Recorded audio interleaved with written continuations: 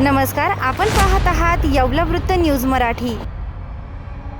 भारताचे पंतप्रधान नरेंद्र मोदी यांनी 136व्या मन की बातमध्ये देशातील अनेक घडामोडीवर चर्चा केलेल्या आहेत।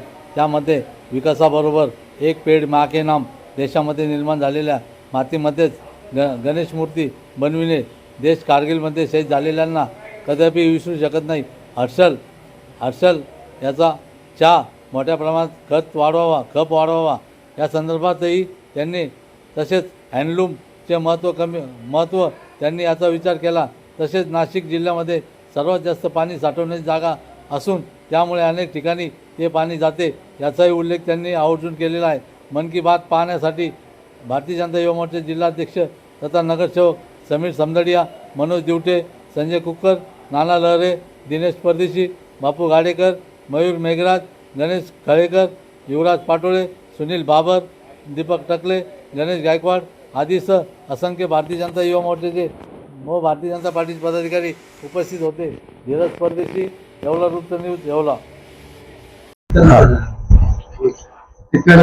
आज 26 जुलै 2026 भारताचे लोकप्रिय पंतप्रधान माननीय श्री नरेंद्रजी मोदी यांचा 136वा मन की बात कार्यक्रम मोठ्या उत्साहात या ठिकाणी संपन्न झाला।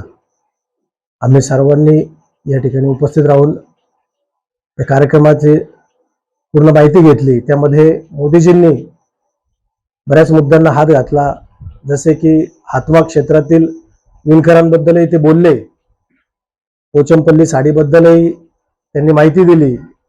विणकरांसाठीच्या ज्या केंद्र सरकारच्या ज्या योजना आहेत त्या सर्व योजना विणकरांनी त्याचा लाभ घ्यावा, सहभागी व्हावं असंही त्यांनी सांगितलं। तसेच आपल्या नाशिक जिल्ह्याचाही त्यांनी उल्लेख केला। नाशिक जिल्ह्यात मोठ्या प्रमाणात साठवण तलाव आहेत, पाणी साठवण्याचे तलाव आहेत, त्याबद्दलही ते बोलले। तसेच एक पेड माँ के नाम या उपक्रमाबद्दलही त्यांनी सांगितलं। तर यावल्यातही आपणही तो उपक्रम भाजपा युवा मोर्चाच्या माध्यमातून राबवणार आहोत। तसेच भारतातील युवा शक्तीबद्दलही त्यांनी चांगले उद्गार या ठिकाणी काढले, माहिती दिली। असा आजचा हा मन की बात कार्यक्रम या ठिकाणी संपन्न झाला। आज मन की बात कार्यक्रम 136वा भाग भारताचे लोकप्रिय पंतप्रधान नरेंद्रजी मोदी यांनी देशाला संबोधित केलं आणि अतिशय सविस्तरपणे देशाच्या वेगवेगळ्या भागामध्ये काय काय चाललेलं आहे त्याची माहिती जनतेसमोर त्यांनी आणलेली आहे। आणि 8 ऑगस्टला आता हातमाग दिन आहे आणि हातमाग दिनाच्या माध्यमातून त्यांनी सर्व विणकर बांधवांना शुभेच्छा दिलेल्या आहेत। हातमाग हा येवला शहर व तालुक्याचा आत्मा आहे। काही दिवसापूर्वीच वस्त्रोद्योग मंत्रालय भारत सरकारच्या वतीनं दुसऱ्या देशामध्ये इथले विणकर रमेश सिंग परदेशी यांना भारत सरकारने पाठवण्यात आलं आणि खरोखर येवल्यातील विणकरांचा गौरव केलेला आहे।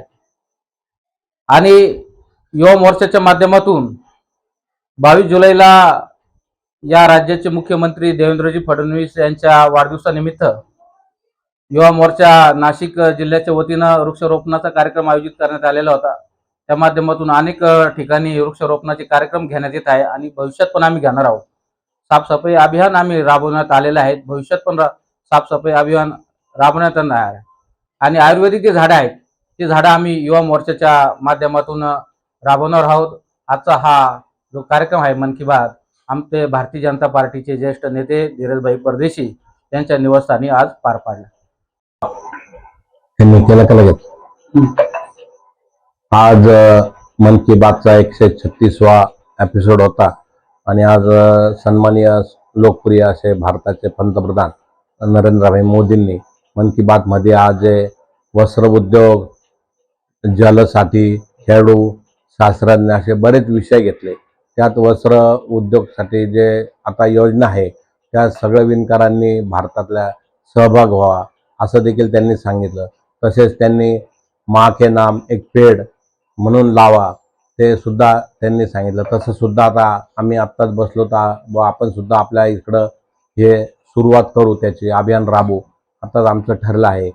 असे त्यांनी अनेक मुद्दे जे सांगितले, जलबद्दल सांगितलं, भारतात किती पाण्याबद्दल कसं आहे साचून ठेवा, तसं बऱ्याच ठिकाणी पाणी पावसाचं त्यांनी साचवलेलं आहे. त्यानंतर गरीब जे कुटुंब आहेत त्यांना रोजगार मिळण्यासाठी चटाई असे काही छोटे छोटे उद्योग आहे त्यांना देखील त्यांनी प्रोत्साहन दिलेले आहे आत्ताच त्यांनी सांगितल्याप्रमाणे. आणि मन की बातमध्ये चालू असल्यामुळं बऱ्याच ठिकाणचं त्यांना ईमेलद्वारा ह्याच्या काय काय कुठं चालू आहे त्याची माहिती मिळते. ते त्याच्यावर ताबडतोब तिथं जाऊन त्याचं माहिती घेऊन आणि ते पूर्ण करतात आणि लोकांना रोजगार कसा मिळतो याच्याकडे सुद्धा लक्ष दिलं जातं. एवढं बोलतो.